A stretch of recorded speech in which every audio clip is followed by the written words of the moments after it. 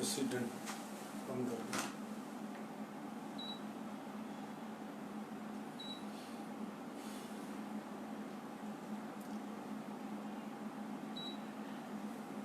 बोलो जयकारा बोल मेरे श्री गुरु महाराज की जय। बोल साचे दरबार की जय। बोल नंद कंदवासी हनुमान की जय। गुरु ब्रह्मा गुरु विष्णु गुरु साक्षात परमेश्वरा गुरु पारब्रह्म स्वामी गुरुदेव महेश्वरा तमेव माता च पिता तमेव बन्धु च सखा तमेव विद्या च सर्वं तमेव बन्धु चरण सरोज गुरु मंगलकार जैसे वतन होते हैं सागर से पार गुरु जी के सिमरन मात्र से औषधि गणनता से संत आप प्रकटे जगत में जीव का निस्तार में शब्द ना बनाए सुंदर जीव का अवतार में नम्रता और दीनता से भेंट सद्गुरु लीजिए। मैं हूँ शरणागत तुम्हारो दास से प्रणाम कीजिए। बोलो जयकारा बोल मेरे श्री गुरु महाराज की मूल साचे।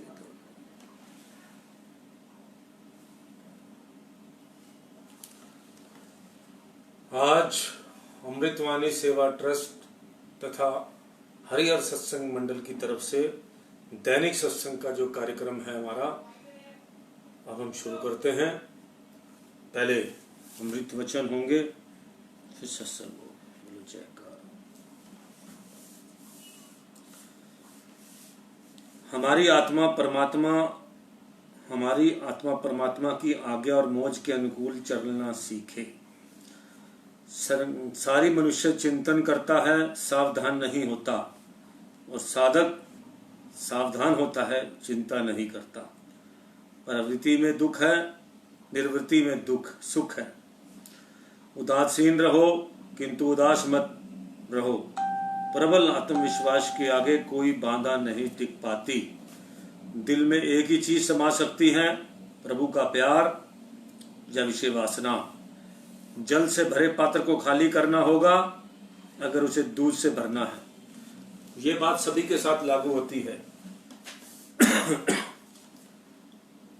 जो लोग कहते हैं कि हमारा भक्ति में दिल नहीं लगता, बहुत लोग भक्ति की बातों से डरते हैं। मैंने आपको पहले भी बताया था कि भक्ति जो है, जिसने जो क्लास में बैठा नहीं है उसको आज आप 50 साल के बाद कहो उम्र में, या 45 साल की उम्र में, कि भाई तुम भगवान के भक्त बन जाओ, तो एकदम तो कुछ बन नहीं सकता। जब तक आप मन से एडमिशन नहीं लोगे, जाओगे नहीं, थोड़ा बहुत जो है सत्संग में जाना शुरू करोगे, पहली बात तो अपने आप को प्रिपेयर करना पड़ेगा आपको। कई तो आदमी ऐसे होते हैं, भक्तजन होते हैं, जो अपने परिवार के साथ, रिश्तेदार के साथ किसी न किसी तरीके से जब उनको समय आता है, पहुंचना होता है, लंगर के बहाने, कोई घूमने के बहाने, कोई पिकनिक के बहाने जो है संतों की शरण में चले जाते हैं। कोई ना कोई साधन बन जाता है। जब उनके पुराने जो है संस्कार जागृत होते हैं तो वो जो है ऑटोमेटिकल जो है भक्ति की तरफ उनका रुझान हो जाता है। और कई होते हैं, उसके अलावा जो लोग हैं, हर तरह की कैटेगरी होती है, जिनके तो संस्कार है, सिस्टम है, उनका भी एक जो है भक्ति करने का सिस्टम निश्चित होता है कि अब इसको जो है लाइन में जाना है, फिर उसके जो है वैसा ही उसका सिस्टम बन जाता है और वो अपना सत्संग जाना शुरू कर जाता है, कैसे भी किसी बहाने उसको हो जाता है। एक दूसरा, एक बचपन से ही अपना जो है माँ बाप लगे होते हैं, उन्हीं को देख देख के जो है वो अपना उनके साथ जाकर आकर उन्हीं के साथ जो है वो अपना बचपन से वो बच्चा ही ऐसे संस्कारी घर में पैदा होता है जहाँ पे ऑलरेडी जो है भक्ति का सिस्टम चल रहा होता है। उसको कोई दिक्कत नहीं आती भक्ति की क्लास में बैठने के लिए। तीसरे नंबर के वो होते हैं जिन्होंने कभी भगवान का नाम लेके नहीं देखा। ऐसे लोगों की भी बहुत संख्या है। अगर मैं अपना, जब मैं ये बात कहता हूँ तो अपना दिमाग में घुमाता हूँ तो ऐसे 5-7 लोग तो मुझे अपने आस पड़ोसी मिल जाते हैं। मैंने आपको बताया था कि कई लोग भक्ति का नाम, जैसे कहो कि थोड़ी बहुत जो है सत्संग चला देते हैं, जैसे गाड़ी में बैठे हैं कि कह रहे हैं चलो सत्संग चला देते हैं, कुछ भगवान का नाम चला देते हैं, तो उनको थोड़ी परेशानी होती है। नहीं भाई, ये कुछ गाना ही अच्छा लगा दे यार। तो इस तरह से लोग जो है भक्ति के नाम से थोड़ा डरते हैं, क्योंकि वो, उनको पता नहीं है क्या। वो सोचते हैं कि पता नहीं भक्ति में जाएंगे तो भक्ति जो है क्या चीज है, कोई हमें पकड़ ना ले वहां जाके, बहुत डर लगता है उनको। फिर अगर वो चले भी जाते हैं किसी तरीके से, तो वहां जो संत महात्मा होते हैं उनकी वॉचिंग करते रहते हैं, उनका दिमाग जो चतुराई से चलता रहता है, क्योंकि चतुराई वाले आदमी को भक्ति की बड़ी दिक्कत आती है करने में, क्योंकि उसका दिमाग चलेगा कि भाई ये क्यों हमें ऐसी बात बता रहा है। और जिसके अंदर पहले से ही भक्ति है, 2 लाइनों के अंदर अगर कोई भक्ति की बात कर देता है तो हाथ जोड़ के बंदा बैठ जाता है।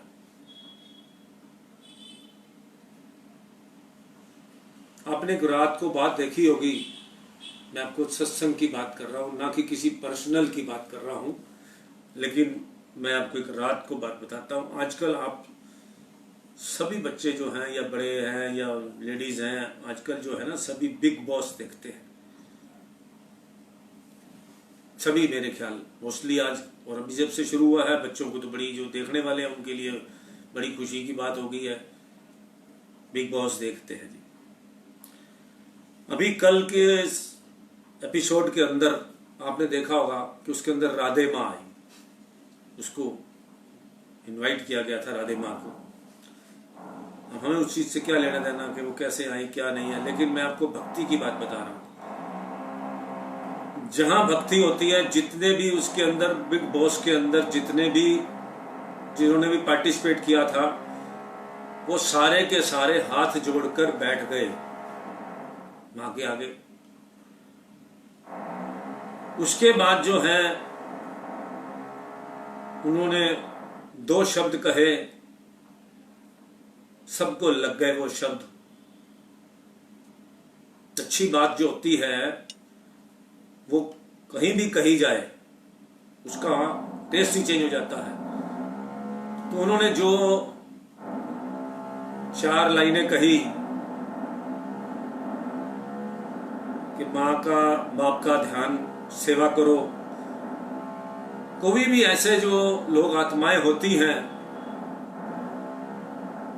चाहे वो लोग तो किस तरह की बात सोचे, मैं तो इस चीज की बात सोचता हूं कि जो कहा गया वो क्या कहा गया, कि माँ बाप की सेवा करने वाले को बहुत फल मिलता है, जो माँ बाप की सेवा करता है। उन्होंने वहां पे 4 लाइनें कह के आध्यात्मिक माहौल क्रिएट कर दिया, वातावरण चेंज हो गया।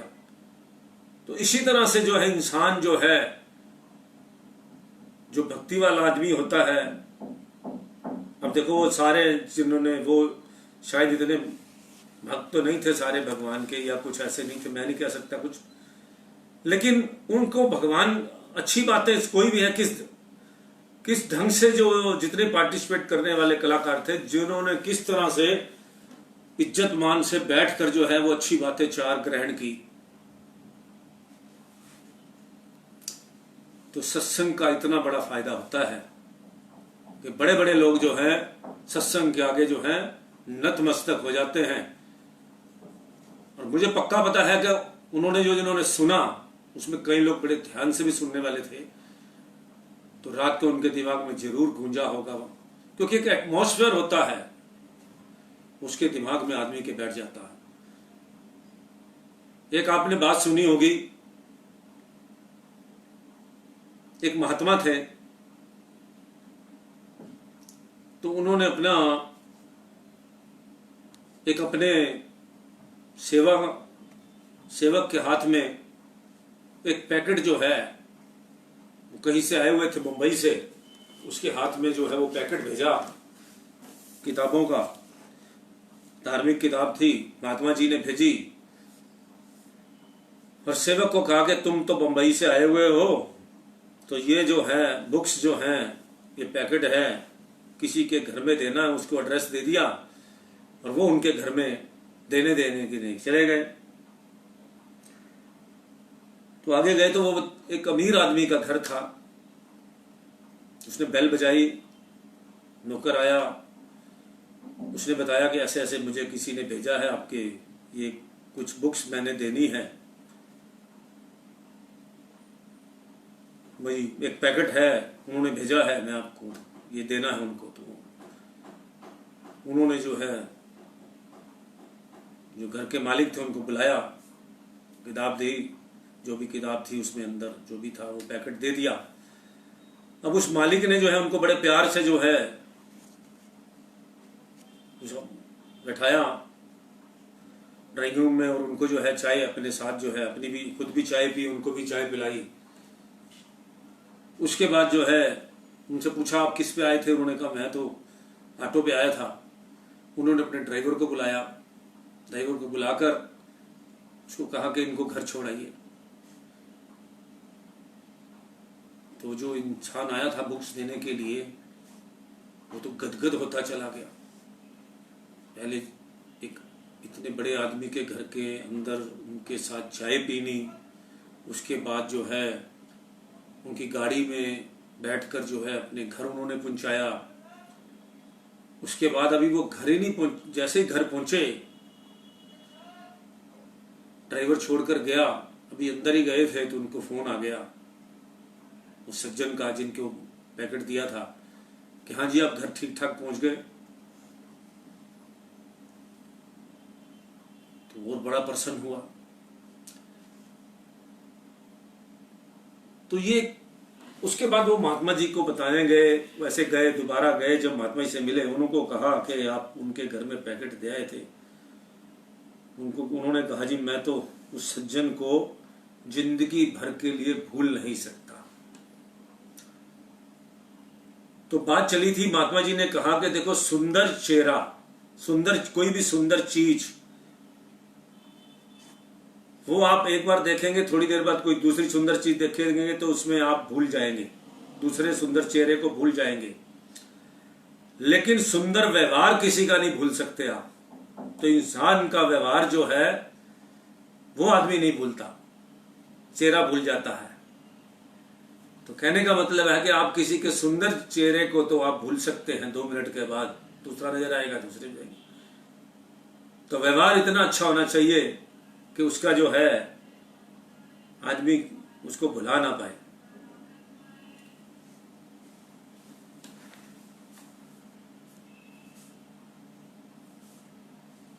प्रबल आत्मविश्वास के आगे कोई बाधा नहीं टिक पाती। दिल में एक ही चीज समा सकती है, प्रभु का प्यार या विषय वासना। बात इस मैटर पे हो रही थी। अब जो है बात है कि अगर आपको अपना सत्संग को अपने अंदर रखना है, सत्संग रखेंगे आप। हाँ, तो मैं आपको कह रहा था कि भाई कई लोग जो ये सोचते हैं कि दिल नहीं लगता भक्ति में, और वही बात मैं सब सुना रहा था, तो उसी के अंदर ये बात है। तो सबसे बड़ा कारण ये है कि अगर आप पहले आपके अंदर एक गिलास पानी का भरा हुआ है, उसके अंदर कुछ दूध डालोगे तो थोड़ा उसके अंदर दूध जाएगा नहीं, वो तो कुछ भर ही नहीं सकता। पहले आपको वो खाली करना पड़ेगा लोटा, फिर उसके अंदर जो भरोगे, दूध भरोगे तो फिर वो दूध उसमें आ जाएगा। तो इसी तरह करके है, जो दुखी आदमी है वो पहले अपने पुराने टाइम को जो है, जिसने नई जो एक तीसरी कैटेगरी के लोग हैं जिन्होंने पूरे जिंदगी कोई नौकरी की होगी, बिजनेस किया होगा, उनको 50, 55, 60 साल के अंदर आके भगवान का नाम जपना पड़े, तो पहले उनको जो है पुरानी बातों को सबको वॉश करना पड़ेगा, साफ करना पड़ेगा, निकालना पड़ेगा, खाली करना पड़ेगा जो पात्र है, जो भरा हुआ है। नहीं तो वो जो है शक की नजर से देखता रहेगा, महात्मा जी के पास भी जाएगा, सत्संग में भी जाएगा, उसको ये समझ नहीं आएगा मैं यहाँ क्यों आया हूँ, इससे फायदा क्या होता है। तो उसको पहले जो है अपने आप को बिल्कुल साफ करना पड़ेगा, अपनी ईगो खत्म करनी पड़ेगी। अपने अंदर जो अगर अफसरगिरी था, अफसर रहा है तो अफसरगिरी वाला बाहर निकालना पड़ेगा सिस्टम। वो पुलिस में रहा है तो उसको अपने उस तरह से बाहर अपना निकालना पड़ेगा कि मैं कुछ भी नहीं हूं। बिल्कुल अपना मन साफ लेकर किसी भी जगह सत्संग में जाओगे, तब आपके अंदर जो घुस जाएगा सत्संग, फिर आप देखो आपके अंदर कितनी आपको जो है आपके मन में कितनी मिठास आएगी। फिर उसको जो प्रैक्टिकली उसको लाओगे अपने, ये सब हम प्रैक्टिकल कर रहे हैं तभी जो है इस बातों का हमें पे ज्ञान होता है। कि कई लोगों को हमने देखा कि वो इतना सब्र से, संतोष से, इतना आराम से बात कैसे करते हैं, फिर पता लगता है कि ये थोड़ा सा इनकी क्लास भक्ति वाली है। जो भक्ति वाला आदमी होगा वो बड़ा नम्रता से, जो असली भक्ति वाला होगा, नकली भक्ति की बात नहीं कर रहा मैं, जिसको दिखावे वाली भक्ति वाला नहीं, जो असली वाला होगा वो बड़ा नम्रता से, बड़े आराम से, क्योंकि उसको पता है सारी बातों का कि कुदरत की एक इच्छा के बगैर पत्ता नहीं हिल सकता, और जो नेचर चाहेगी वही होगा इस दुनिया के अंदर। भागने से, चालाकी करने से, मन मैला करने से कुछ भी नहीं होने वाला दुनिया में। किसी को गाली बकने से, किसी से अपशब्द बोलने से, किसी के पैसे मारने से कुछ नहीं होने वाला। अपने कर्म खराब करने वाली बात है। और एक सबको पता है कि जो कर्म दुनिया में हर आदमी से पूछो, बहुत दुनिया से बातचीत होती है सत्संग के बारे में, किसी से भी आप पूछो कि ये बंदा मर गया है या इसको बीमारी है, या तो लोग अस्पतालों में भी एक ही बात कहते हुए नजर आते हैं, या शमशान घाट में जाओ तो ऐसे ही नजर आते हैं, या कर्मों का फल है, कर्मों का फल है, कर्मों का। कोई बीमार पड़ा था, कर्मों का फल है। जब सबको पता है कर्मों का फल ऐसा करने, गलत काम करने से ऐसे फल मिलते हैं। कोई बुरा आदमी मर जाता है तो हर आदमी ये कहता है कि ऐसे ऐसे बड़ी तकलीफ में मरा जी, बड़े कर्म ही ऐसे थे। जब आप दूसरों पे उंगली उठा सकते हो भी कर्म ऐसे थे इस आदमी के, तो इसलिए बड़े गंदे ढंग से मरा, तो आपको जब ये बात का पता है तो हम लोग फिर उस कर्मों को करते क्यों हैं? क्यों करते हैं हम? क्या हमें उसको मिली है सजा तो हमें नहीं मिलेगी? निंदा चुगली किसी की है, उसके सारे हमने किसी के आगे बैठ के उसकी बुराई की है, किसी इंसान का आप किसी के बैठ के घंटों आप चुगली चिंदा कर सकते हो, तो वो भी तो एक पाप कर्म है। थोड़ी देर के लिए किसी को हल्का सा तरीके से बताना कि बंदा ठीक नहीं है जो भी है, लेकिन उसके पूरे पोल पटिया खोल देनी और उसकी स्वाद लेके बातें करनी निंदा चुगली की, तो भगवान ने तो स्पष्ट कहा है कि आप उसके कर्म अपने सिर पे ले रहे हो। कई लोग जो है जिनकी हम निंदा चुगली करते हैं उनको कुछ भी नहीं होता, उनके कर्म जो है वो हम ले लेते हैं, उसकी चुगली कर करके उसका गुणगान करते रहते हैं। उसका तो कुछ नहीं बिगड़ता उस पापी आदमी का, लेकिन हम उसकी बुराई कर करके जो है अपने ऊपर जो है अपने झोली में भर लेते हैं सब कुछ। तो इसलिए सबसे पहले हमें जो है किसी की निंदा चुगली बुराई जो है ये करना जो है, इसमें स्वाद ले लेके बात करनी। कोई आदमी का कोई अपने अपने भाग्य हैं, उस भाग्य पे उल्टा उनको देखकर अपने आप को सुधार लेना चाहिए कि हमें ऐसे काम ना करें कि लोग हमारी बुराई करें। किसी को देखकर उससे हमें सीख लेनी चाहिए। हर बुरी अच्छी बात से हमें सीख लेनी चाहिए, उसको पॉजिटिव सोचना चाहिए, और उसके अंदर जो है हमें सोचना चाहिए कि शायद अब कल की मैंने एक शिक्षा ली, वो आपको मैं बताता हूं। आप भी जाते होंगे, जो कोई डेथ हो जाती होगी तो पहले हरिद्वार जाते हैं, हरिद्वार जाने के बाद गति कराने पेवा जाते हैं, और पेवे जाके जो आपको प्रोसीजर पता ही है, जो लोग जाते हैं कि वहां क्यों जाया जाता है। वहां एक तालाब है, उसके किनारे पे जो है गति होती है, और वहां पे भी जैसे हरिद्वार के अंदर पंडित हैं वहाँ भी पेवा के अंदर भी होते हैं। मैं भी अपनी मदर की जो है गति कराने के लिए वहाँ गया कल सुबह। तो मुझे तो गया तो मैं पहले भी 1-2 बार हूँ, लेकिन आदमी इतने सालों बाद जाता है। वहाँ का कोई सिस्टम अभी थोड़ा नया सिस्टम हो गया है कि आप अपनी जात बिरादरी बताओगे, अपने कुछ नाम बताओगे, वो टेलीफोन पे सभी को मैसेज आएगा, अनाउंसमेंट होएगी कि फलाने आदमी के परिवार के लोग उस आए हुए हैं, पीछे पाकिस्तान से का जहाँ भी किसी का सिस्टम होगा कि वहाँ के लोग हैं और उनके बाप दादे का नाम ये है, वो अपना घाट पर खड़े हैं, आप आके जिसका भी वो यजमान है वो अपना उनसे मिले आके। अब वहां पे जी एक पैसे की बात होती है, तो पैसे की बात होती है और वो आपको पता होता कि वो पंडित आपके बात कर लेते हैं। उसके बाद फिर आपको ये वो जो हम संकल्प करते हैं उस संकल्प का ये धागा बांधते हैं कि भाई वो पंडित एक आता है, वो अपना पूरा संकल्प लेता है कि मैं आपके लिए अपने आपकी जो पितृ आत्मा है उसकी भक्ति के लिए मैं ये सारे उसकी मुक्ति के लिए मैं 1 हफ्ते तक जो है वो ये करूँगा, उनके लिए पाठ करूँगा। वो आपसे पैसे लेकर हाथ में मुट्ठी में दबवा के जो भी उनके साथ आपकी बात होती है कि कौन पंडित कितने करेंगे, क्या भी उनका जो भी स्टाइल है, तो वो पैसे लेकर जो है आपसे एक संकल्प कराते हैं और संकल्प का ये धागा बांधते हैं कि अब हम आपका जो भी करेंगे। अब क्या हुआ कि उसके निमित्त जो है आपकी जो आत्मा है उसके निमित्त जो है वो पाठ करेंगे। अब बोझ तो आपका चला गया उनके ऊपर, ले लिया उन्होंने एज पर सिस्टम। चाहे आपकी जो जाने वाली आत्मा है, चाहे वो वैकुंठ में गई, अपना जो तो अपना प्रभु के घर चली गई, लेकिन उसका जो है हर जगह उस आत्मा के नाम से सब जगह पंडितों को हरिद्वार में भी जाते हैं, फूल चढ़ाते टाइम भी देते हैं, वहां भी देते हैं।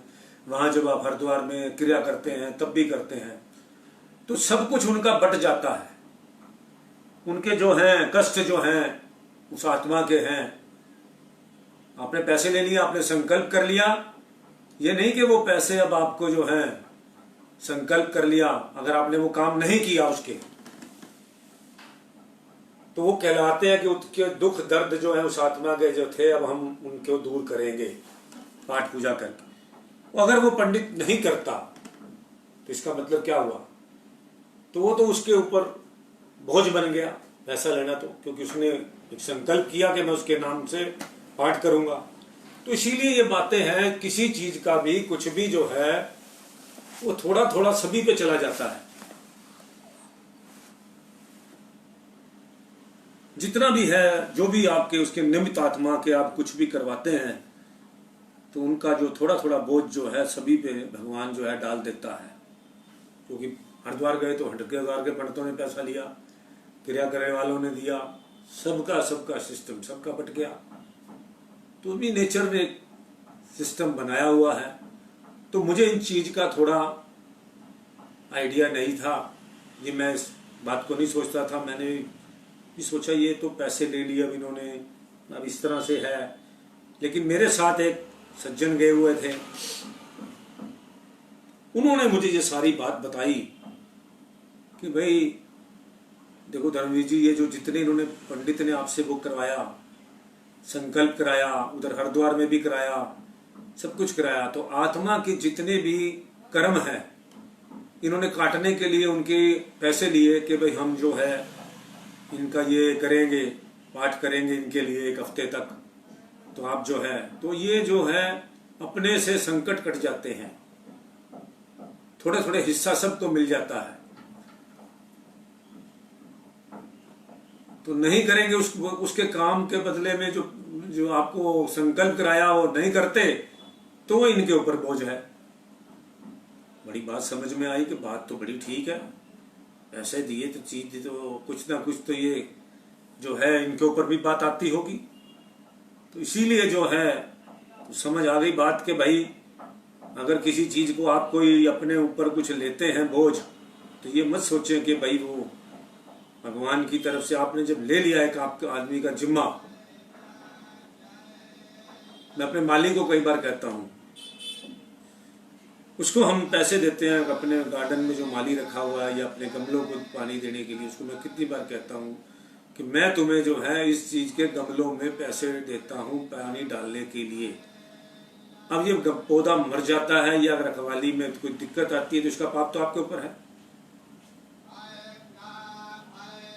ये बातों को थोड़ा समझना चाहिए कि अगर हम किसी का कुछ भी किसी तरह का हम अपनी किसी चीज का अगर हम की जिम्मेवारी लेते हैं उसको पूरी नहीं करते तो उसकी जिम्मेवारी उसका पाप हमारे ऊपर जरूर पड़ता है। तो इसलिए जो है बड़ा सोच समझ के इन कर्मों को करना चाहिए, सारी बातों को करना चाहिए। और मन को जचती भी है कि अगर किसी ने किसी चीज का कोई काम ठेका लिया है वो पूरा नहीं करता तो उसके लिए वो पाप है, पैसा लेना भी। तो इसलिए पहले आपको वो बर्तन खाली करना पड़ेगा जो आपके अंदर भरा हुआ है, फिर आपके अंदर भक्ति जा सकती है। नहीं तो ऊपर ऊपर थोड़ी देर के लिए आप करेंगे राम राम राम राम राम, जितनी देर 10 मिनट बैठे 10 मिनट में आपको थोड़ा जो असर होना है वो हुआ, उसके बाद वो नहीं होगा, क्योंकि अंदर नहीं जाएगा कुछ। भरा हुआ गिलास है ना, उसके अंदर तो ऑलरेडी भरा हुआ सब कुछ, तो वो अंदर जाएगा क्या। तो पहले अपने आप को, अपनी ईगो, अपने कर्म, उसके लिए माफी मांगनी पड़ेगी। भगवान के आगे हाथ जोड़िए, उसका पछतावा कीजिए, सारे कर्मों को याद करके जो आपको लगता है कि ऐसा कुछ मेरे से अपनी बुराई हुई है, कुछ हुआ है, और उसके बाद आप भक्ति की क्लास ज्वाइन करो। आपकी बड़ी जल्दी आपको भक्ति का रास्ता मिल जाएगा। प्रत्येक सहायता का मूल्य पृथक पृथक है। सर्वश्रेष्ठ एवं बहुमूल्य सहायता दूसरों को आत्मिक उन्नति की ओर ले जाना है। देखिए कितनी बड़ी बात है। हर सहायता का मूल्य अलग अलग है। किसी की आपने रोटी खिलाई, उसका आपको अलग मिलेगा कुछ, भगवान आपको उसके बदले में कुछ और देगा। किसी का पेट भरा, किसी को कपड़ा दिया, किसी को कुछ दिया, मगर सबसे ज्यादा सर्वश्रेष्ठ जो है वो आपको कीमत मिलेगी दूसरों को भगवान की तरफ, भक्ति की तरफ लगाने वाले आदमी को, सच्चाई बताने वाले आदमी को, रास्ता दिखाने वाले आदमी को, रहबर को सबसे ज्यादा फायदा मिलेगा।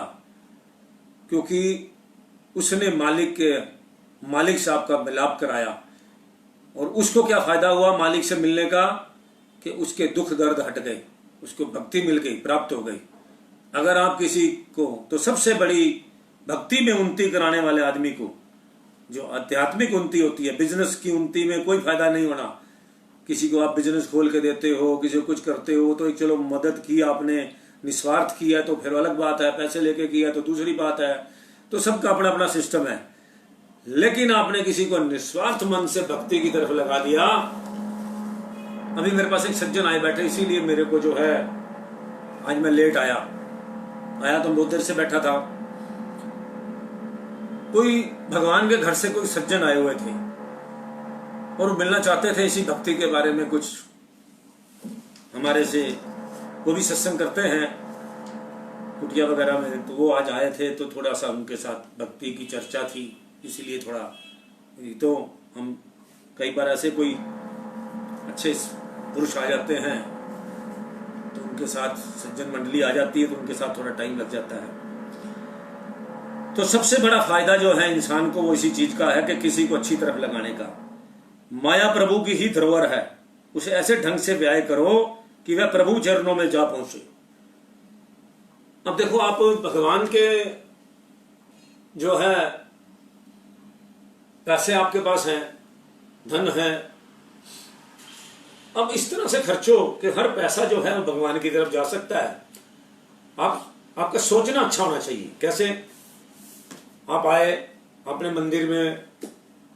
मंदिर सजाया हुआ भगवान का, रोज सुबह आप जो है 150 रुपए के फूल लाते हैं, तो अपनी कैपेसिटी के हिसाब से कोई 10 रुपए का लाता है, कोई 5 रुपए का लाता है। वो 5 रुपए खर्चे, भगवान को फूल चढ़ाए, वो पैसे उनके निमित्त लग गए। इसी तरह कई तरह के भगवान के जो हैं रास्ते हैं, किसी को भूखे को खाना खिला दिया। इस तरह से प्रभु कहता है कि पैसे को ऐसा इस तरीके से खर्चो कि वो सब पैसे जो हैं वापसी प्रभु के चरणों में लग जाए। आप अपने घर को ही एक मंदिर समझो ना, कि भगवान ये मंदिर है, तेरा अपना है, हम तो यहां पे रहने वाले एक तरह के वो है। इसी तरह सारा सिस्टम बना के रखोगे, प्रभु के निमित्त बना के रखोगे, हर पैसा प्रभु के निमित्त जाएगा। आप किसी नौकर चाकर को भी दे रहे हैं तो प्रभु के निमित्त है वो, कि भाई जब उसका ट्रस्ट चल रहा है, उसकी कंपनी उसकी चल रही है मालिक की, तो आपका तो सब कुछ दिया लिया सारा जो है वो प्रभु के निमित्त ही हो गया। जब सौंप दिया इस जीवन को आपके चरणों में, तो है हार तुम्हारे हाथों में, है जीत तुम्हारे हाथों में, है हार तुम्हारे हाथों में। तो इस तरह करके जब आपने अपने आप को, अपने सिस्टम को, अपनी गाड़ियों को आप यूज कर रहे हैं, लेकिन आप कंपनी चला रहे हैं ना, सिस्टम चला रहे हैं, प्रभु की कंपनी चल रही है, अपना उसी में अपना आप ही रोटी खा रहे हैं, उसी में सभी खा रहे हैं। अगर उसको आपने मैं करके चलाया तो वो सब कुछ मैं ही बन के चलेगा, फिर वो सब कुछ आपके जिम्मे लग गया। और अगर आपने कह दिया प्रभु ये आपकी है, सब कुछ आप चलाना है, मैंने तो आपकी ड्यूटी भुगतानी है, आप इस कुर्सी पे बैठोगे जरूर एज ए ट्रस्टी, तो अपने घर को जो है एज ए समझो के कुटिया समझो, मंदिर समझो, उस तरह से चलाओ कि बस। और जो घर के सदस्य हैं उनके साथ व्यवहार भी वैसा ही करो।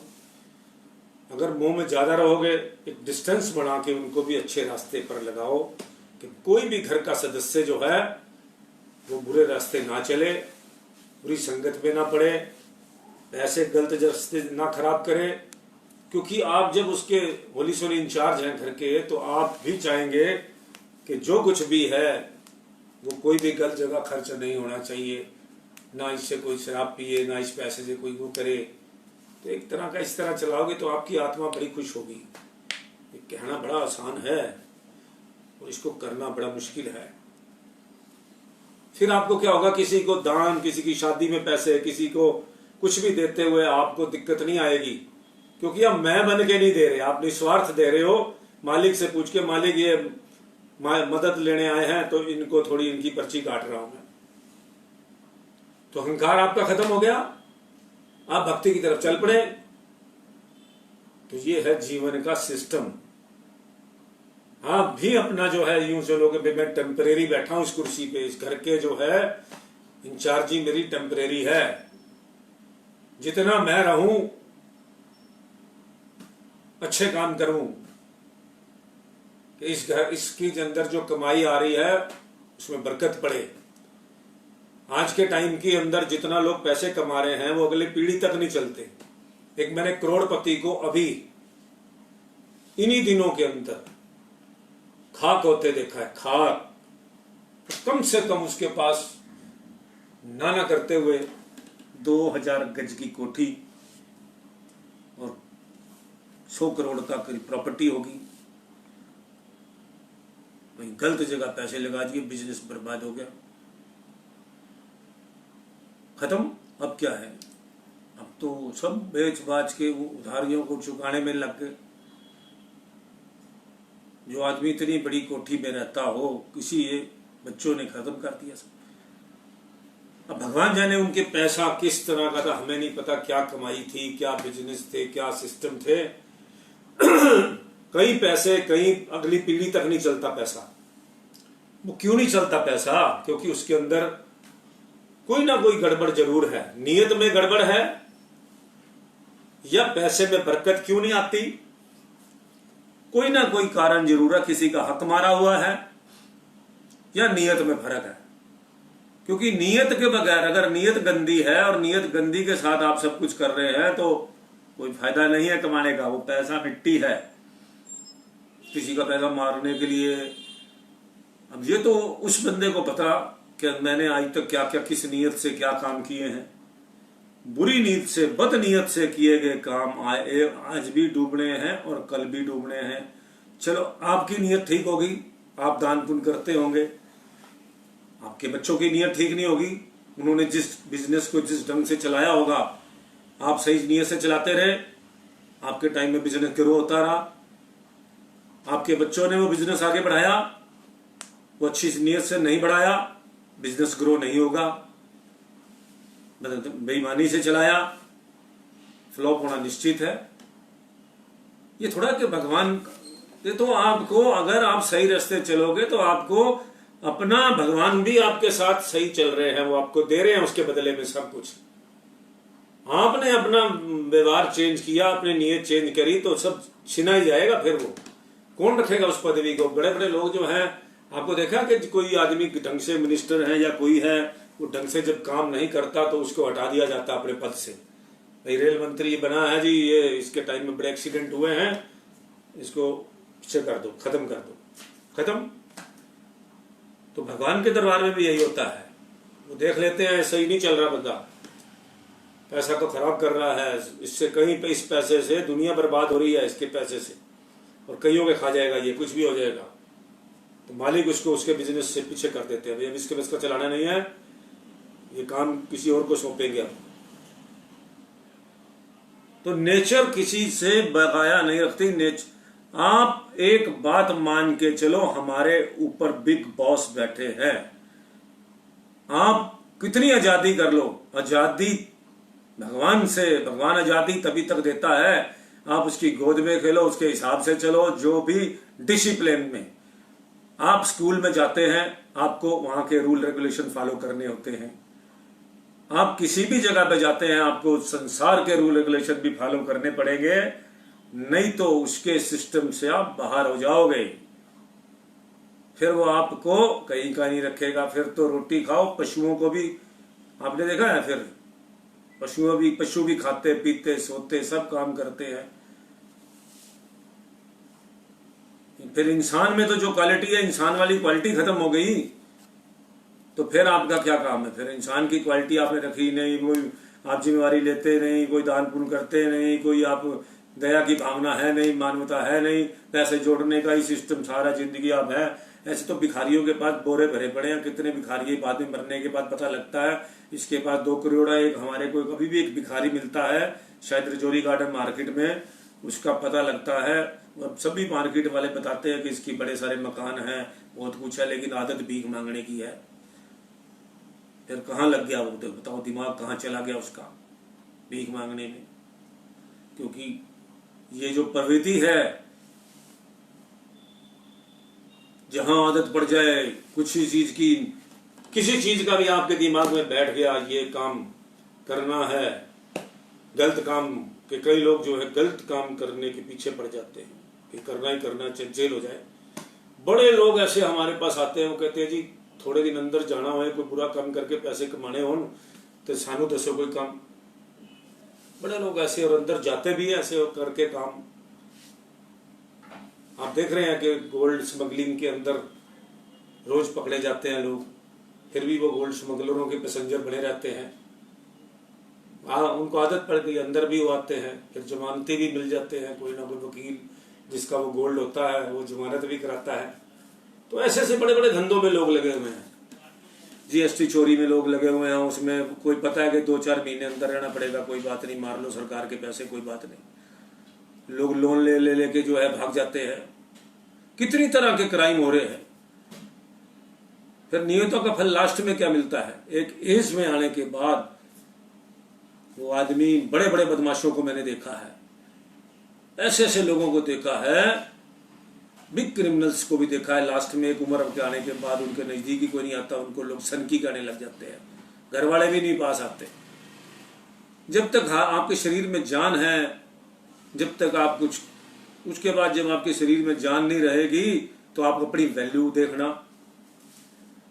बड़े बड़े नामी बदमाशों को हमने, बड़े जो ऐसे लोग थे जिनसे टेरर था, जिनके नाम का, उनकी मौतों पे गए, उनके सिस्टम में गए, जिनसे लोग डरते थे, हमने देखा उनकी कैसे उनको जो है उनका संस्कार कैसे किया जाता है, कैसे किया जाता है, कोई पहुंचने वाला भी नहीं होता, 4 आदमी उठा के फेंक आते हैं। तो ये सिस्टम जो है सब हमने अपने आप को अगर बर्बाद करना है, अपना सही ढंग से नहीं चलना, तो कुदरत भी हमें टीम से बाहर कर देगी अपनी, फिर वो उधर भेज देगी 84 लाख जोनियों में। वहां भी नहीं सुधरोगे तो फिर और नीचे बड़ा कुछ है। भगवान का तो एंड ही नहीं है किसी चीज का, और गंदे काम करे जाओ और नीचे जाते जाओ। ऊपर चढ़ने के लिए, पानी को ऊपर चढ़ाने के लिए मोटर की जरूरत होती है, नीचे गिराने के लिए, पतन में जाने के लिए कुछ नहीं, कोई मोटर लाने की जरूरत नहीं है। अपने विचारों को गंदा करने में क्या देर लगेगी, पतन में जाने में कोई टाइम थोड़ा लगता है। पानी को आपने तीसरे फ्लोर पे चढ़ाना है तो उसके लिए बड़ी हॉर्स पावर की मोटर, जितना ऊपर चढ़ाना उतने बड़े हॉर्स पावर की मोटर लगानी पड़ेगी। और हॉर्स पावर की मोटर क्या है? हमारे इंसान को श्वासों की माला के साथ नाम जपना पड़ेगा। अगर हमने अपने सिस्टम को भगवान के चरणों में लगाना है तो आंखें बंद करके उस श्वासों की माला के साथ सिमरा मैं तेरा नाम, वो नाम के साथ जब आप जपोगे आपके अंदर क्या आनंद आएगा। आप सब काम धंधे सब भूल के अपना सब भगवान पे छोड़ दोगे। भगवान तो खुद कहता है कि काम धंधे तुम्हारी प्रारब्ध के अनुसार रोटी तो मिलनी है जो हमारी किस्मत में लिखी है। किसने सोचा था, कोई प्रोग्राम नहीं था कि कल जी हाँ वहां जाएंगे और जो रास्ते में कई जगह खाना पड़ेगा ढाबों का। तो मतलब कि जो है इंसान कोई किसी के पास, भगवान ने निश्चित कर रखी है आपकी पूरी दिनचर्या, आप उसको, और आप भी सवेरे उठ के अच्छा सोच के अपना गुजारोगे, सोचोगे आज सारा दिन हंसते हुए गुजारना है। कोई भी सब काम को पॉजिटिव लीजिए आप। कोई काम नहीं हो रहा तब भी सोचो कि यार अच्छा हुआ नहीं हुआ, जो हो गया हाँ जी अच्छा हो गया, ठीक हो गया। कोई कुछ गड़बड़ हो गई तो ठीक है जी गड़बड़ हो गई, क्या किया जा सकता है।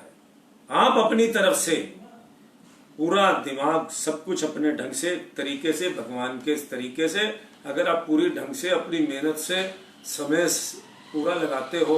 एक आपको मैं एक सत्संग जरूर सुनाने वाला हूं। अगर आप अपने आप को अपने सिस्टम को परिश्रम करते हो, समय उस पे देते हो और शौक से काम करते हो तो कभी भी कोई काम दुनिया में फ्लॉप नहीं हो सकता।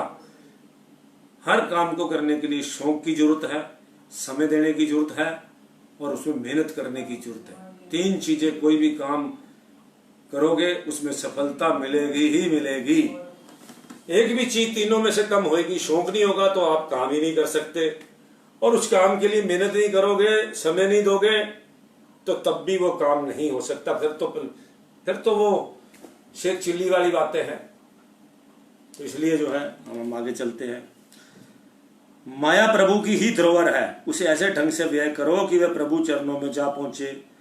जिसने अपनी सेवा नहीं की अथवा पुरुषार्थ नहीं किया वह अन्य की सेवा क्या करेगा। जो स्वयं भूखा है वह दूसरों का पेट पोषण कैसे करेगा। जो स्वयं डूब रहा है वह दूसरों को कैसे तराएगा। आजकल प्राय देखा जाता है कि दूसरों के पथ प्रदर्शक बन जाते हैं परंतु स्वयं किसी पूर्ण सद्गुरु की शरण ग्रहण नहीं करते, जिसके कारण परिणाम विपरीत ही दृष्टिगोचर हो जाता है। देखो ये बहुत बड़ी बात है। ये 4 लाइनों के अंदर कितना कुछ लिखा हुआ है कि जिसको खुद नहीं आता, खुद उसकी झोली में कुछ नहीं है, अपना पूर्ण महापुरुष की संगत में नहीं है। कई लोग जो है वैसे ही अपना पथ प्रदर्शक बन जाते हैं। कहने का मतलब है लोगों को सिखाने लग जाते हैं, जबकि आप उस रास्ते पे गए ही नहीं है। दूसरों को वो कहते हैं कि आप इस रास्ते पे उसको चढ़ाने लग जाते हैं कि भाई तुम भक्ति करो, खुद को आती नहीं, खुद में आनंद है नहीं, खुद में से कुछ है नहीं, खुद कभी करके कुछ देखा नहीं, खुद आलस में पड़े रहे। दूसरे को कहते हैं जी आप तो चुस्त होके बन के दिखा। ऐसा कभी नहीं हो सकता। उसका कौन ना नेचर ऐसे करने देगी ना ऐसा होगा।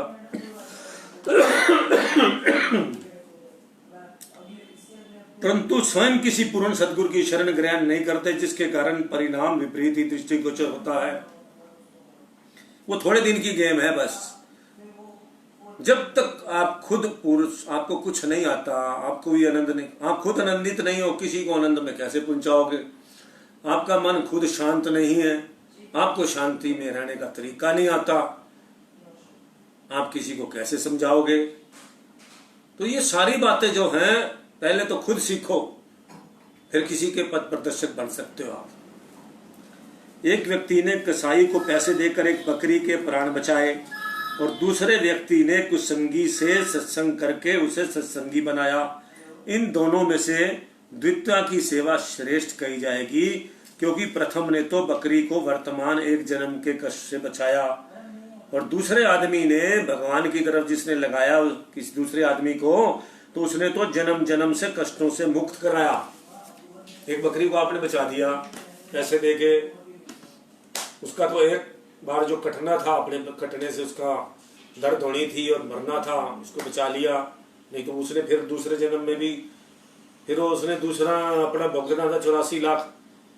और आपने एक को प्रभु को जो है चरणों में लगा दिया किसी को, तो आपने उसकी 84 कटवा दी, क्योंकि मालिक के चरणों के लगने के बाद तो उसके कष्ट भी कट गए और कई जन्मों का सिस्टम कट गया जो उसने भुगने थे। तो उसको फल ज्यादा मिलेगा जिसने भगवान की तरफ किसी को लगाया। जिस कार्य से तुम्हारे अंदर ईश्वरीय भावनाओं की वृद्धि हो वह तो उचित कार्य कहा जाएगा, परंतु जिससे अहंकार एवं मोह से वृद्धि हो वह भक्ति मार्ग में बाधक होगा। किसी की भी सेवा करो करें तो वह स्मरण रखें कि करने कराने वाले वही एक मालिक हैं, तुम तो विनम्र बनकर रहो। आप अपनी नीयत अच्छी रखो कि मुझे अपने माँ बाप की सेवा करनी है या अपना मुझे ये काम अच्छे करने हैं, तुम करने कराना तो मालिक फिर जवाब उनका आप फिर भगवान समझेगा कि ये बच्चा कुछ करना चाहता है, कुछ काम इससे भी करा दो। फिर वो आपकी नेचर जो है आपको कोई ना कोई अच्छा काम सौंपेगी। सभी मनुष्य ईश्वर के दर के भिक्षुक हैं। भिक्षुक से भिक्षा मांगने से उचित यही है कि मालिक से याचना करो। बहुत बड़ी बात है। कभी भी दुख आ जाए, दर्द आ जाए, उस प्रभु के सिमरन करो, सच्चे मन से करो, सच्चे मन से उसको कहो प्रभु, उनसे बातें करो। मैंने आपको कहा है जिसने भी जिंदगी में बहुत अच्छा अपने आप को जीवन गुजारना है, अपने मालिक को हमेशा अंग संग रखो, और कोई दिक्कत आए पहली बात तो आने नहीं देगा, हर चीज तैयार मिलेगी आपको। हाथ पोछने होंगे तो नैपकिन भी पड़ा हुआ मिलेगा। प्रभु इतना तक ध्यान रखते हैं कि मेरा बच्चा जो है इसको आदत है साफ सुथरा रहने की, वो आपके लिए नैपकिन भी तैयार रखेगा। कभी आपको पता नहीं लगा इस बातों का? मालिक के चरणों में लग के देखो, इतने से भी आपको 24 घंटे आपके साथ वो ऐसे रहेगा अगर आप रखोगे तो। उसको याद रखोगे, खाते पीते भोग लगाना है, अब ये काम करना है, तो देखो हर चीज मिलेगी। संसारी वस्तुएं संचित ना करो, वितरण करने से उसमें वृद्धि होगी। संसारी वस्तुएं इकट्ठे करते रहोगे, कूड़ा करते रहोगे, खराब होती रहेंगी, या वो बांटने में भलाई है। यूज करो और बांट दो आगे भी किसी के काम आने के लिए। भगवान की माया भगवान को ही श्रद्धा से अर्पण करने पर कोई कमी नहीं आती, बल्कि इससे शुभ कर्मों की पूंजी संचित होती है। ये मालिक हमें देता है और उसकी माया को हम भगवान के अर्पण करते रहें तो कभी कमी आ सकती है। दान पुण्य करें, दान देते न धन ना घटे, कह गए संत कबीर। दुनिया के हर संत महापुरुष ने इतना अच्छे ढंग से समझाया है हर चीज के अंदर कि दान देते हैं कि सही मायनों में सही जगह दान देने से धन की दान में वृद्धि होती है, कभी भी घटेगा नहीं। ये तो इतिहास है, इसमें सच्चाई है। और लोग दान ऐसे देते हैं, कई बार तो कोई देता ही नहीं है, और कई देते ऐसे हैं कि मतलब इतनी मुश्किल से जैसे देते हैं कि जैसे वो अपनी खून चूस के दे रहा हो। अच्छा बड़ा दिल रखिए, भगवान इच्छा तो रखिए, खुशी खुशी दीजिए, जो भी दीजिए, तो फिर देखो मालिक आपके साथ कितना बढ़िया करता है। ऐसी बातें कभी ना करो जो मालिक को अच्छी ना लगे। वह सर्वव्यापक सब कुछ देख व सुन रहे हैं। ये बात मैं आपको बड़ी अच्छी बात बताता हूं कि भगवान जो है, तुम ये सोचो जैसे इस कमरे में बैठ कर बहुत गंदी गंदी बातें करते हो, झूठ करते हो, फरेब करते हो, और मैं तो ये सोच के चलता हूं कि भाई हम जो बातें आपस में भी कर रहे हैं तो कुदरत सुन रही है। वो सुन रही है तो कितना हंस रही होगी हमारी फजूल की बातों के ऊपर कि हम ये करेंगे वो करेंगे, बड़े खाबी महल बना रहे हैं। चलो प्लानिंग अच्छी करना ठीक है, भगवान उनको कभी पसंद नहीं करता जो समय को बर्बाद करते हैं और फजूल के कामों में समय बर्बाद करते हैं। कुदरत सारा कुछ देखती है और भगवान उस पर अप्रसन्न हो जाते हैं, ग्रह भी उसको अप्रसन्न हो जाते हैं उससे। फजूल में कभी भी अपना टाइम पे सोइए, टाइम पे खाइए, टाइम पे पीजिए, टाइम पे पाठ कीजिए, दोनों टाइम नित्य नियम कीजिए। जो मालिक ने अपने, हमारे गुरुजी ने 5 नियम बनाए हैं, गुरु भाई तो वो करे, बाकी अपने अपने जिसका जो इष्ट देव है सवेरे शाम अपना नित्य नियम करे, तो उसको जो है कभी भी किसी चीज की दिक्कत नहीं आ सकती। कभी भी गंदी संगत में बैठ के गप्पे शप्पे मत मारें, फजूल की बातें, वो उसने ये कर दिया किसी की प्रशंसा में, इससे अच्छा कि भगवान की प्रशंसा में लगो तो आपका टाइम पेस हो जाए। या उसको मौन व्रत रख लो आप और अंदर नाम जपो। फजूल में बोलना किसी चीज का फायदा नहीं है। और कुदरत ये सोचो कि जितनी भी आप किसी के बारे में बुरी बातें कह रहे हो, आपके कर्म लिखे जा रहे हैं। गुप्त रूप से आपके साथ जो सब कुछ चल रहा है आपको नहीं पता, परछाई की तरह आपके साथ चित्रगुप्त जो कहते हैं वो चल रहे हैं, वो आपकी सारी बातें नोट कर रहे हैं। ये लोग दुखी, इतना बड़ा संसार दुखी क्यों है? क्योंकि आप टाइम वेस्ट कर रहे हैं। इसलिए जो है पहले सीखो, फिर सबको सिखाओ और सबको अच्छे की तरफ लगाने की कोशिश करो। इसका बहुत बड़ा पुण्य है। हर आदमी को ब्रह्म ज्ञान में नहीं, ब्रह्म ज्ञान में लगाइए, नाम जपने में लगाइए। जो आदमी उसको माला बांटो कि भाई ये भाई माला जपा करो और माला के गुण बताओ कि नाम जपने से कितनी बड़ी ताकत होती है। नाम से बड़ी कोई दुनिया में ताकत नहीं है, भक्ति से बड़ी कोई ताकत नहीं है। हनुमान जी से बात कर लो, हनुमान जी बैठे हैं, इनसे बात कर सकते हो आप। अगर रामचंद्र जी के बारे में बात करोगे तो आप, ये आपको आशीर्वाद भी देंगे, आपके सिर पे हाथ भी रख देंगे। और आप फजूली बातें करोगे तो फिर ये रुष्ट हो जाएंगे। तो हम हमेशा जो है मौन रखो और नाम जपो। अंदर अंदर अपना, जिसके पास प्रभु का नाम नहीं है वो अपना वो कृष्ण को जपे, हरे कृष्ण जपे, हरे राम जपे, जैसे उसकी इच्छा है, जिस इष्ट देव को मानता है उसको जपे, उसका नाम जपे। इससे बड़ा सुखी का कारण नहीं है। नहीं तो हमारे जो मूल मंत्र गुरु भाइयों ने ले रखा है, 24 घंटे अपनी सांसों की माला जपे और अपना मालिक का नाम ले। अब हमारे अनंत सिंह आपको सत्संग सुनाएंगे जो है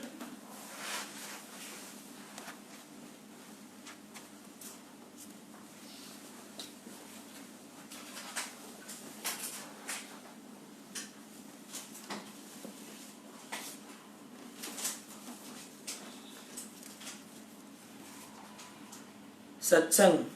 लोभ का फल।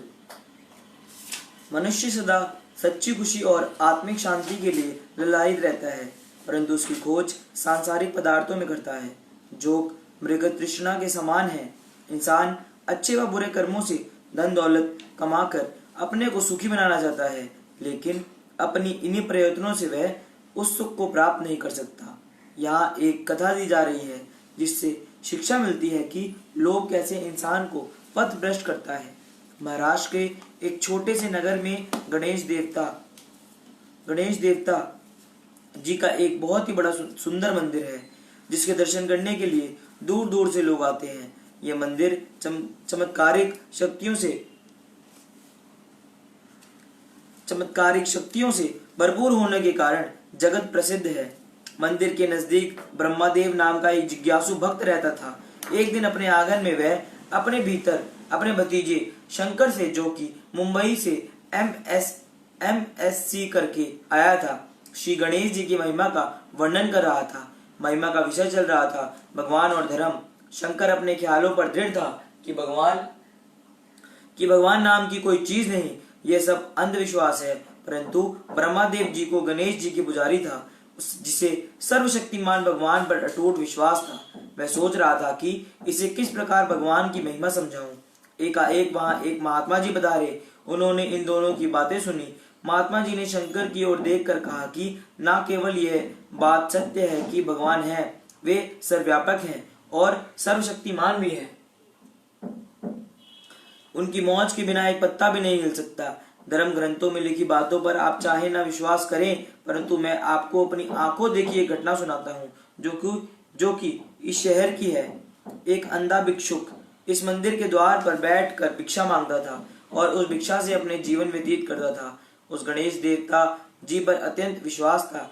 वह कभी भी अधिक धन की इच्छा न रखता था और नियम पूर्वक अपने इष्ट देव की आरती पूजा किया करता था। इसी शहर में एक व्यापारी मुरारी लाल अपने व्यापार के सिलसिले में आया करता था। वह जब भी आता श्री मंदिर जी की परिक्रमा और गणेश जी के चरणों में प्रार्थना अवश्य करता। उसने गणेश जी के चरणों में प्रार्थना अवश्य करता।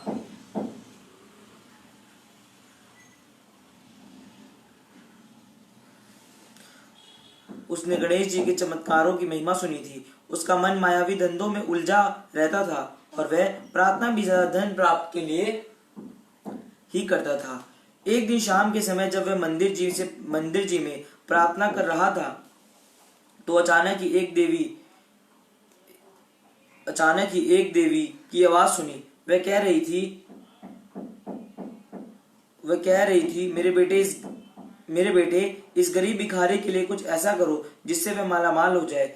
इसने तुम्हारी सच्ची भक्ति की है। दूसरी आवाज आई, जो आपकी आज्ञा माता जी। मैं केवल ही इसकी गरीबी दूर कर दूंगा। कल दोपहर होने से पहले ही मैं इस गरीब को 1 लाख रुपए भिक्षा में दिलवाऊंगा। मुरारी लाल को पता था कि यहाँ भक्त रामदास जी भी समाधि में होते हैं और वे जब भी अटल समाधि में होते हैं यहाँ की घटनाएं सच्ची होती हैं। उसने जाकर देखा कि रामदास जी उस समय समाधि में बैठे हुए थे और उन्होंने यह कुछ भी नहीं सुना। ये सोचकर वे बहुत प्रसन्न हुआ। धीरे धीरे रामदास भक्त जी की समाधि खुली और वे घर चले गए। बस अब तो मुरारी लाल जी मंदिर में ही रात भर बैठे रहे।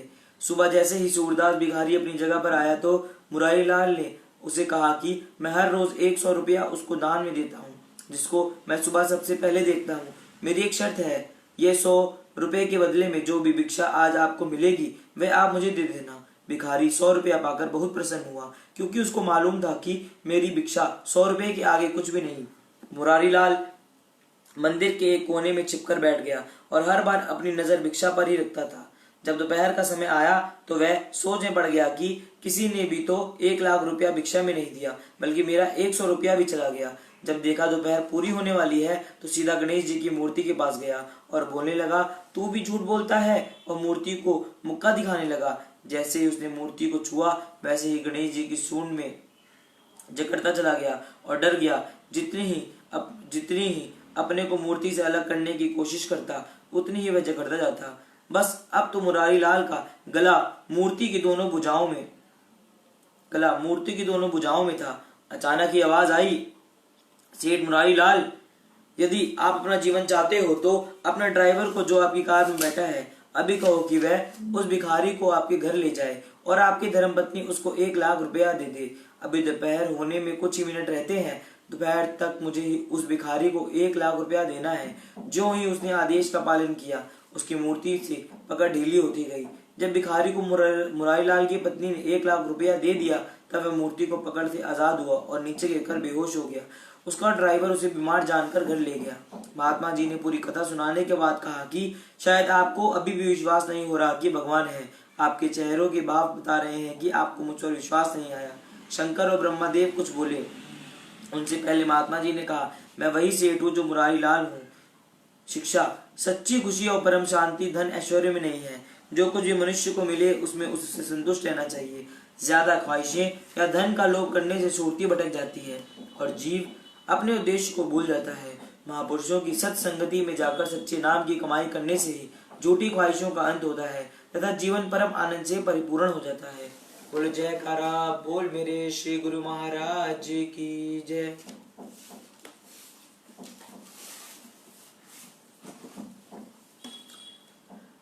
सत्संग प्रवचन। एक नन्ही सी चिड़िया के घोंसले को यदि देखा जाए तो बुद्धि चकित रह जाती है। अर्थात मानव बुद्धि भी वैसे घोंसलों को निर्माण कर सकने में असमर्थ है। इससे स्पष्ट है कि शरीर पालन तथा इंद्र तृप्ति के हेतु पशु पक्षियों के पास ये बुद्धि की कमी नहीं है। शरीर पालन तथा कुटुंब पोषण में चिड़िया भी किसी से पीछे नहीं। बुद्धि तो चिड़िया में भी है, किंतु वह मात्र उदर पूर्ति तथा बाल बच्चों के पोषण में सीमित है। इससे अधिक कुछ करना उसकी बुद्धि के बस की बात नहीं। यदि मानव भी अपने विचारों और बुद्धि को केवल धन कमाने, शारीरिक मान प्रतिष्ठा प्राप्त करने तथा सुख भोग में व्यस्त रहने के काम में खर्च करता है, तब तो साधारण जीवों अर्थात पशु पक्षी आदि जीवों जितना ही काम उस मानव बुद्धि ने भी किया। यदि यही विचार है तो मानव जीवन के ध्येय की पूर्ति तो ना हुई। अन्य योनियों की अपेक्षा मानव की विशेषता तब है जबकि वह भजन भक्ति में मन लगावे, ना कि आठों याम स्वार्थपरता, वासना पूर्ति और भोग लिप्सा में ही गलतान रहे। मनुष्य को मानवता के पथ का ध्यान रखना आवश्यक है। जिस प्रकार चंदन की लकड़ी में यदि सुगंधी नहीं है तो उसे चंदन कौन कहेगा। सुगंधी रहित होने से वह साधारण लकड़ी के समान ईंधन का ही काम दे सकती है और बस। इसी प्रकार मनुष्य यदि भजन भक्ति का कर्तव्य पालन करने से काफिल है तो उसमें मानवता की सुगंधी नहीं। मानवता की सुगंधी के न होने से वह भी अन्य जीवों जंतुओं के तुल्य है। प्राणी रामू न चिथई बदी मैया के अंध, कहूँ नानक हरि भजन बिनु परत ही जमवंद। मानव जन्म की विशेषता यही है कि मालिक के नाम सुमरण में चित्त लगाए, क्योंकि वास्तविक सुख तो एकमात्र नाम की कमाई, भजन भक्ति एवं सद्गुरु के ध्यान से निहित है। सत्पुरुष फरमाते हैं कि मानव जन्म रूपी जो भी दुर्लभ अवसर तथा उत्तम संयोग प्राप्त हुआ है वह बार बार नहीं मिलता। परम सौभाग्य से प्राप्त हुए इस अमूल अवसर को हाथ से व्यर्थ ना जाने दो। इससे पूर्व भी माया ने जीव को धोखा देकर इसे 84 का चक्र कटवाया है और इसके अनेक जन्म नष्ट कर किए हैं। अब ध्यान देना है कि यह अनमोल समय हाथ से ना निकल जाए। इसी में ही भक्ति की पूंजी का एकत्र करने का काम करना है। बोलो जयकारा बोल मेरे श्री गुरु महाराज की जय। आज हम अपना दैनिक सत्संग यहीं पर समाप्त करते हैं। राम राम, जय सच्चिदानंद, सत श्री अकाल।